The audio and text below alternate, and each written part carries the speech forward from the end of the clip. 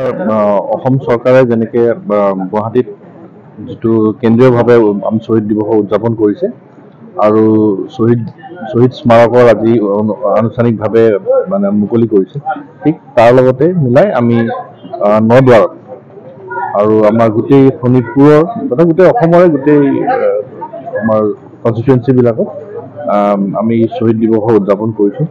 নদুৱাৰতো প্ৰায় আমাৰ আপোনাৰ 5,000তকৈ বেছি মানুহ আজি ইয়াতে একগোট খাইছে। টুপীয়া অঞ্চলত আমি আজি সাধাৰণতে এইফালে অহা নহয়, কিন্তু আমি আজি টুপীয়া অঞ্চল লৈছোঁ, কাৰণ ইয়াৰ মানুহখিনিয়ে বিচাৰিছিলে যে ইয়াতো হওক এটা প্ৰগ্ৰাম। তো ইয়াত পাতিলোঁ আমি, খুব মানুহবিলাক ভালকৈ ওলাই আহিছে। আমাৰ যিটো লাইভ টেলিকাষ্ট হ'ল গুৱাহাটীত, অনাৰেবল চিফ মিনিষ্টাৰ ছাৰে যিটো ভাষণ দিলে সেইটো চবেই শুনিলে, খুব ধুনীয়াকৈ চবেই লৈছে আৰু খুব ভালভাৱে আজি উদযাপন। ইয়াত আমাৰ নদুৱাৰৰ মাননীয় আমাৰ বিধায়ক মহোদয়, তাৰপিছত আমাৰ সমজিলাৰ যিখিনি আমাৰ ষ্টাফ আছে, বিশিষ্ট বক্তা আহিছিলে।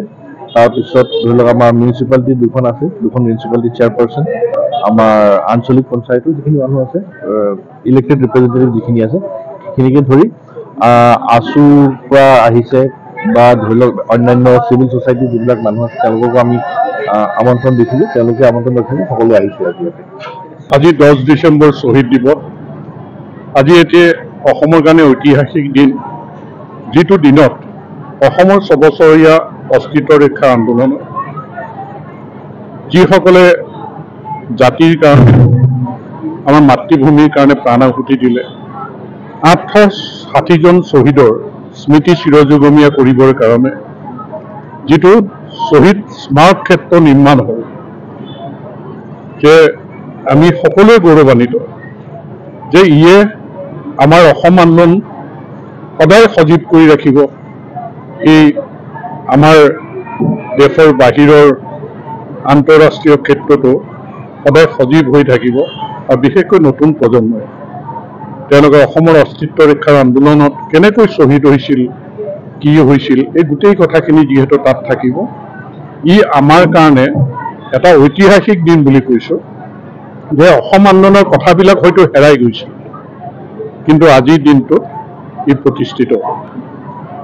আৰু আজি মুখ্যমন্ত্ৰী ডাঙৰীয়াই যিখিনি বক্তব্য ৰাখিছে, এই বক্তব্যৰ জৰিয়তে অসমৰ কৃষ্টি সংস্কৃতি জাতিটোক সুৰক্ষিত কৰিবৰ কাৰণে আৰু বিশেষকৈ আহ্বান জনাইছে অৰ্থনৈতিক এক বিপ্লৱ কৰিবৰ কাৰণে, যে ইয়ে আমাক জীয়াই ৰাখিব, শক্তিশালী কৰি ৰাখিব। আৰু সেইকাৰণে ময়ো আজি সংকল্প লৈছোঁ যে কৃষি প্ৰধান ৰাজ্যখনত কৃষি কৰ্মৰ জৰিয়তে অৰ্থনৈতিক ভেটি শক্তিশালী কৰিব লাগিব।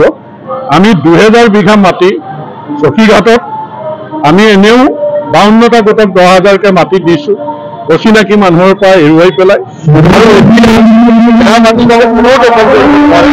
আমি তাত কৃষি কৰ্ম আৰম্ভ কৰিম। তাক 500 ডেকা ল'ৰাক লৈ পেলাই আমি এই সংগ্ৰামখন আৰম্ভ কৰিম, এই আমাৰ কৃষি বিপ্লৱ। পথাৰ বজাৰ দখল কৰিবৰ কাৰণে আমি কাম কৰিম। গতিকে আজি পবিত্ৰ দিনটোত শ্বহীদৰ নামত আমি সংকল্প লৈ আৰম্ভ কৰিম কৃষি বিপ্লৱ 2020। অসমীয়া জাতি আমি কিন্তু সম্পূৰ্ণ নহয়, অৱধি আছে, ষড়যন্ত্ৰ আছে, আক্ৰমণ আছে। তাৰ কাৰণে সজাগ হ'ব লাগিব, ঐক্যবদ্ধ হ'ব লাগিব বৃহত্তৰ অসমীয়া জাতি। আমি সকলোৱে মিলিজুলি আমাৰ জাতিটোক সুৰক্ষিত কৰিবৰ কাৰণে আমি কাম কৰিব লাগিব, কষ্ট কৰিব লাগিব, আৰু বিশেষকৈ অৰ্থনৈতিক সংগ্ৰামখন আমি ভালকৈ কৰিব লাগিব। গতিকে তাৰ কাৰণে মই আহ্বান জনাইছোঁ আজিৰ দিনটোত শ্বহীদৰ নামত আমি সকলোৱে আজিৰ দিনটোত সংকল্প লৈছোঁ।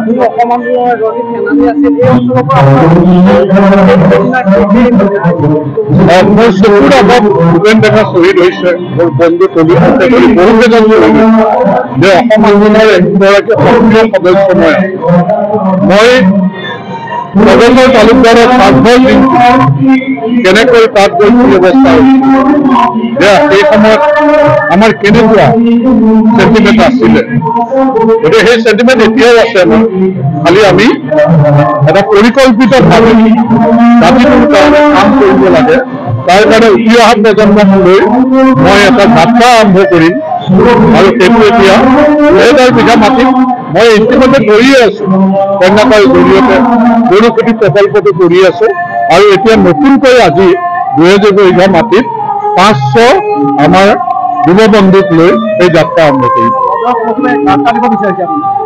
মধুৰ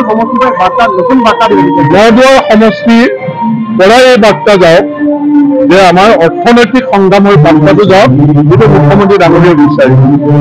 সেই যাত্ৰা মই আৰম্ভ কৰিম।